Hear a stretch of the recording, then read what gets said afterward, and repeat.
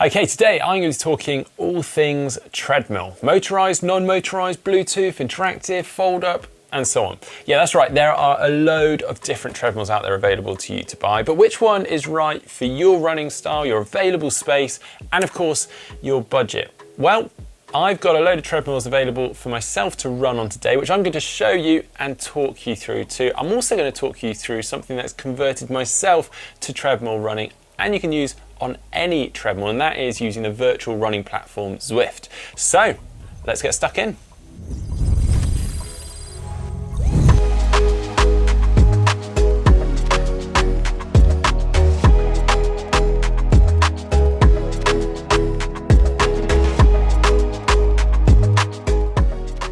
So treadmill running is becoming increasingly popular, and for a number of reasons. They allow you to run uninterrupted, particularly important if you live in a built-up area. They allow you to run whenever, regardless of the light or conditions outside. They allow you to get quality workouts in. They allow you to be efficient with your time. And with there being so much technology available for them or built into them, it just makes things a little bit more interesting now. But you know that. That's probably why you're watching this video. But we do all have different needs and requirements when it comes to treadmill running. And with there being so many available on the market these days, it makes deciding extremely difficult. So I'm here to help. Let's start with the standard motorized treadmill.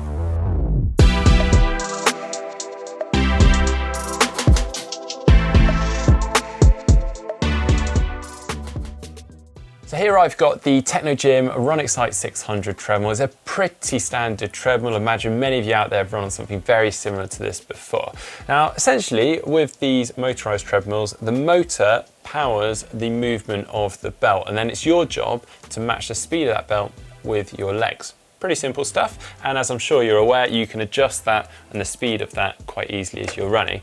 Now, the lower price point, what you get is a treadmill with slightly less power in the motor, and that means that it may only be able to go up to something like 15 kilometers an hour, which may be plenty for some people out there. As you go up the price point, that's normally reflected by the power of the motor and the build quality. So with those, you might find them going up to something in the region of 18 to 20 kilometers an hour, which is probably what you'll find on most gym treadmills. You may get some that go up even higher than that, but I'd say 18 to 20 is plenty for most people out there, and definitely enough for myself.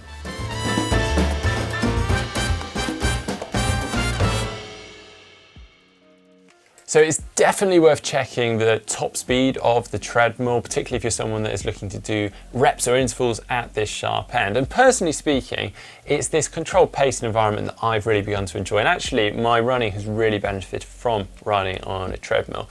And to add to all of that, a lot of these treadmills will allow you to adjust the incline, meaning you can start to emulate the outdoors or be quite specific with your training and start including some hill work or strength work. Now this one in particular goes from 0 to 15%, which is quite a lot.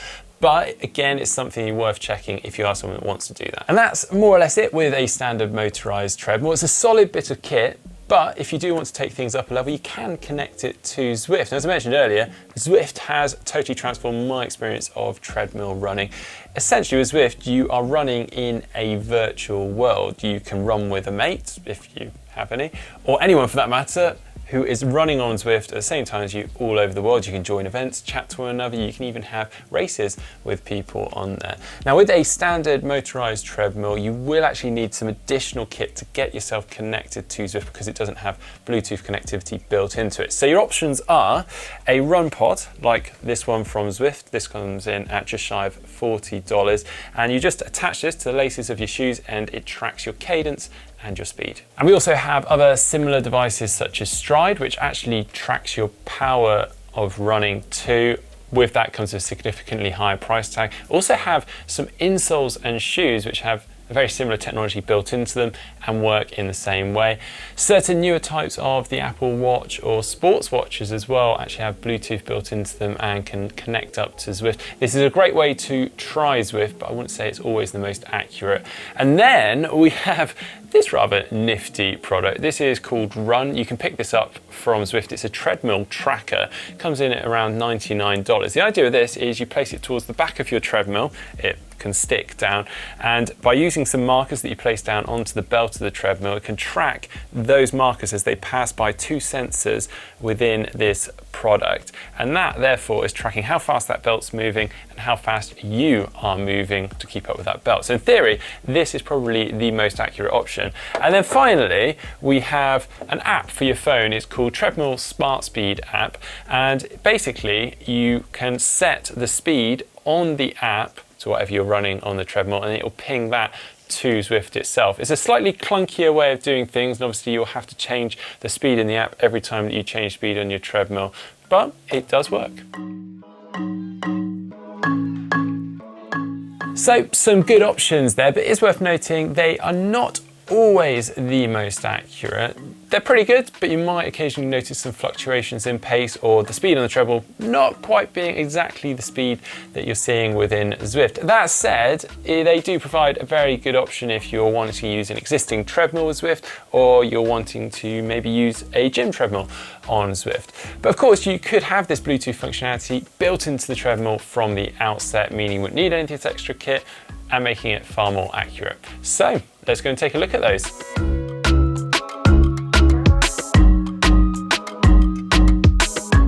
So here we are. At face value, they're very much the same treadmill. They're motorized. They've got a lot of the same features and functionalities built into them, except these also have Bluetooth connectivity built into them. So if you are someone that has really been enjoying this virtual world of Zwift, or you're just quite intrigued by it, well, the idea of these is they will ping your data from the treadmill to the game instantaneously. So when you're running on the treadmill, you change your speed or your pace, it'll change really quickly and really accurately within game. So without a doubt, these are the best experience for Zwift, but obviously with this additional feature does come a slightly higher price tag. That said, as with the standard treadmills, these Bluetooth treadmills come in a variety, a lot of different ranges and levels to them. So you may actually find you're able to pick up a lower end Bluetooth treadmill for less than that of a top end standard treadmill. Just make sure that you're not cutting any features or functionalities that you do need.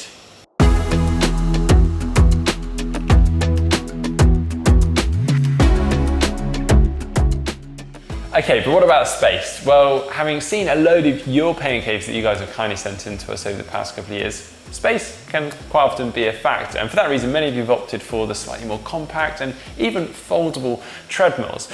But not all treadmills are quite so easily moved or easy to tuck away. Trust me, having moved a few in my time, pretty hard work. So if this is something that you're after, make sure that you do your research prior to purchasing. In terms of their features and functions, they're still very capable treadmills, although it's worth noting that for them to be easily moved, tucked away, folded up, that they can be a little less sturdy, which may decrease their retail price, but perhaps also their durability.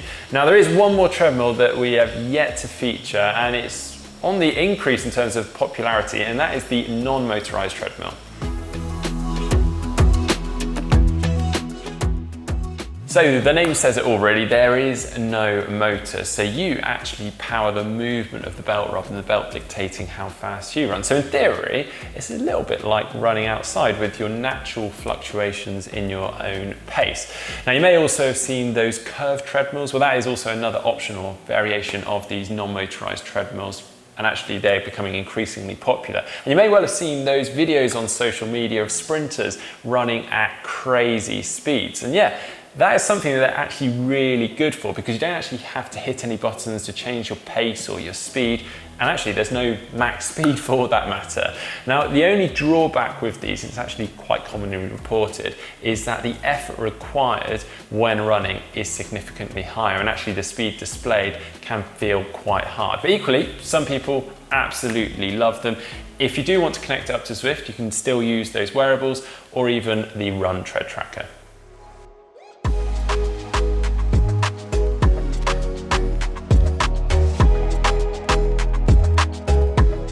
Okay, I think I have exhausted all the different types of treadmills there, but if you're still sat here scratching your head, well, let me try one last thing.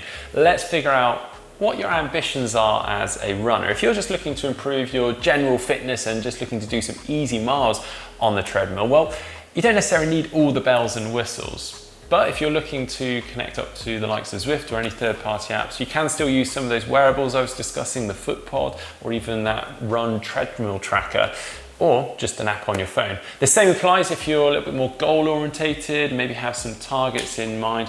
The only difference might be that you just want to make sure that that treadmill does meet your demands. And then finally, if you are more performance-orientated, well, I would really recommend actually having a look into the Bluetooth treadmills for that ultimate experience, or at the very least going for the more accurate options in Bluetooth connectivity, such as that Run Treadmill tracker or something like a Stride FootPod. And of course, making sure that the treadmill copes with the demands and the torture that you plan on putting it through. Well, there we go. I think that is everything that you may need to know about treadmills. I hope you have enjoyed today's video. If so, give it a like. And I'm sure many of you out there have got a ton of experience with treadmills, maybe been through a few in your time. If so, please feel free to drop any advice in the comment section below. I'm sure many others would really value and appreciate that. If you are not already subscribed to GTN on YouTube, make sure you hit that button below and you're following us on social media.